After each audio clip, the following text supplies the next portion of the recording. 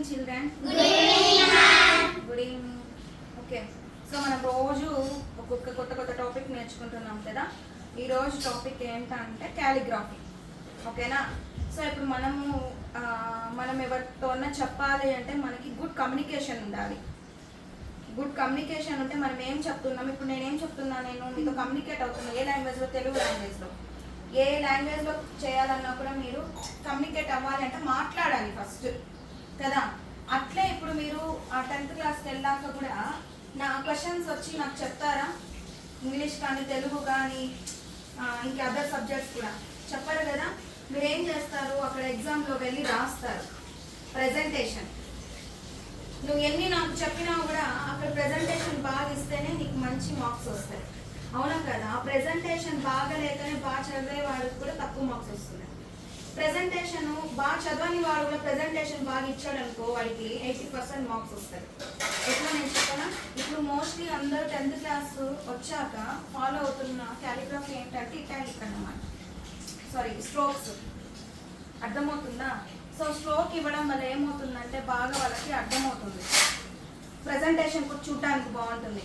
So ఇందులో mainly మీరు నేర్చుకోవాల్సింది ఏంటంటే మూడే నేర్చుకోవాలి. ఆ 3 కానీ బాగా నేర్చుకున్నారంటే మీరు ఈజీగా అన్నీ రాసిస్తారు. C, reverse C, standing line. అవేంటో నేను ఎట్లా చేయాలనేది చెప్తాను, చూడండి ఒకసారి. ఇప్పుడు 4 లైన్స్ హ్యాండ్ రైటింగ్ రాని వాళ్ళు ఏం చేస్తారు తెలుసా నాన్న, 4 రూల్ బుక్ ఉంటుంది కదా నాన్న, ఫస్ట్ దాంట్లో ప్రాక్టీస్ చేయాలా. ఇప్పుడు నేను ఇక్కడ 4 లైన్స్ వేసానా లేదా? సో ఇక్కడ చూడండి, ఫస్ట్ నేను ఏం రాస్తున్నాను, సి. కనిపిస్తుందా? సి. తర్వాత రివర్స్ సి, బిట్వీన్ ఈ 2 లైన్స్ కి మధ్యలోనే ఉంది. అవునా? C, reverse C. తర్వాత వచ్చి ఓ, అంటే కంప్లీట్ సర్కిల్ నేను రాస్తున్నాను. అంటే సిని రివర్స్ సిని కలిపేస్తే ఓ. ఇప్పుడు నేను స్టాండింగ్ లైన్ వేస్తున్నాను. స్టాండింగ్ లైన్ ఒకటి వేసానంటే చాలు. ఆ స్టాండింగ్ లైన్ కూడా నేను ఏం చేస్తున్నాను, స్ట్రోక్ ఇస్తున్నాను. అవునా? చూసారా? ఈ 4తోనే మీరు అన్ని నీట్గా మనం అన్ని లెటర్స్ నేర్చేసుకోవచ్చు. అవునా? ఇప్పుడు బిట్వీన్ లైన్స్లో ఏమేమి వస్తాయి చెప్పండి. స్మాల్ ఏబిసిలో మీరు ఆల్ఫాబెట్స్ ఉంటాయి కదా, స్మాల్ ఆల్ఫాబెట్స్ లో ఈ బిట్వీన్ ఏమేమి వస్తాయి? ఏ వస్తుందా? ఉండండి ఒక నిమిషం. ఏ,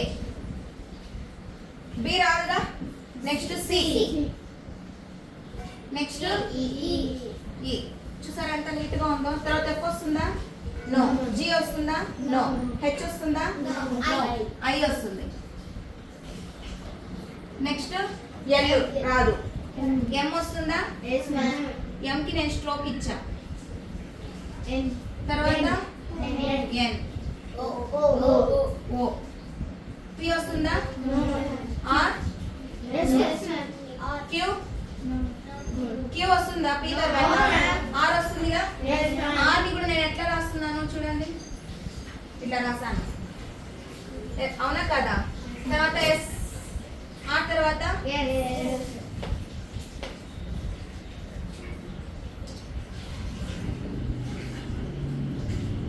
తర్వాత టీ వస్తుందా? టీ రాదు. యూ వస్తుందా?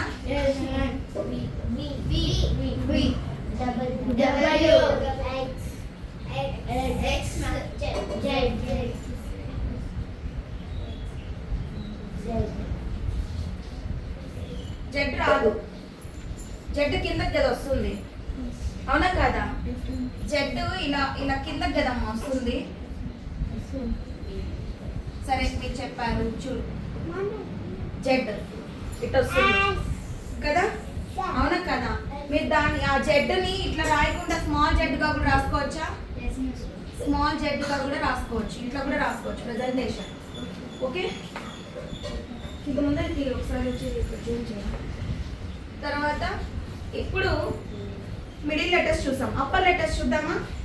అప్పర్ లెటర్స్ ఏమేమి వస్తాయో చూద్దామా? వెయిట్.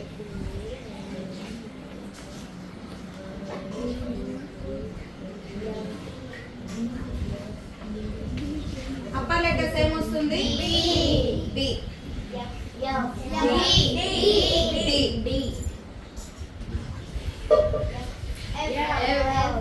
ఎఫ్. స్ట్రోక్స్ కంపల్సరీ ఇవ్వాలి. హెచ్. మళ్ళీ కే.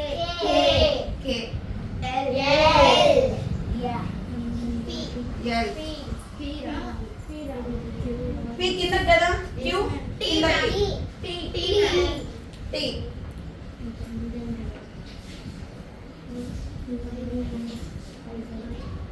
సో ఇవన్నీ కూడా అప్పర్ లెటర్స్, అవునా? సో మళ్ళీ కిందకి వస్తాయి చూసావా, వాటిని ఏమంటారు? Upper case. ఇది upper case.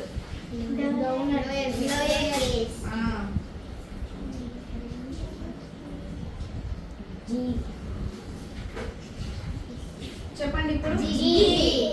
A B C ఇవంతా ఇక్కడ అయిపోయింది. ఏ బి సి డి ఈ ఎఫ్. ఇప్పుడు జి వస్తుంది కదా. G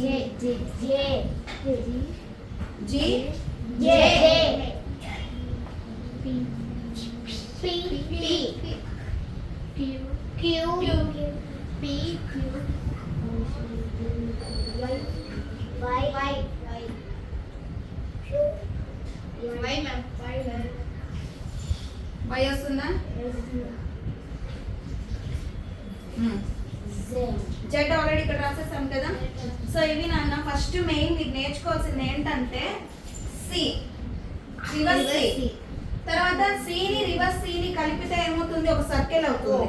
okay, next straight line. Straight line నేను ఏం చేశాను? ఇక్కడ స్ట్రోక్ ఇచ్చాను అంతే. ఇప్పుడు మామూలుగా స్ట్రైట్ లైన్ ఇచ్చాను, ఇలా స్ట్రోక్ ఇచ్చాను అంతే. ఓకేనా? సో ఇవంతా కూడా ఏంటి, మిడిల్ లో మనము 2 లైన్స్ మిడిల్ లో రాసే లెటర్స్ ని ఇలా నీట్ గా రాయాలి మనం. ఓకేనా? సో ఇవన్నీ కూడా పైకి వస్తాయి, అప్పర్ లెటర్స్. ఇవి డౌన్ లెటర్స్ అన్నమాట, కిందకి వస్తాయి కదా. కింద లైన్ టచ్ అవ్వాలన్నమాట.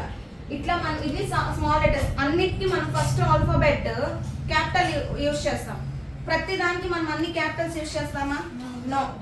మనం రాసే ప్రతి క్వశ్చన్ కి first letter only capital, after full stop capital అంతే. మిగతావంతా మనం స్మాల్ లెటర్స్ కదా, కాబట్టి మనం ఫస్ట్ స్మాల్ లెటర్స్ ఇలా నేర్చుకోవాలన్నమాట. తర్వాత అప్పర్ లెటర్స్ ఎలా రాయాలి అనేది మీకు నేర్పిస్తా. అర్థమవుతుందా? దీంట్లో ఏమన్నా అర్థం కాలేదా? సో రోజు ఇలా మీరు ప్రాక్టీస్ చేస్తే ప్రెజెంటేషన్ మీరు బాగా ఇస్తారనమాట. Okay, thank you.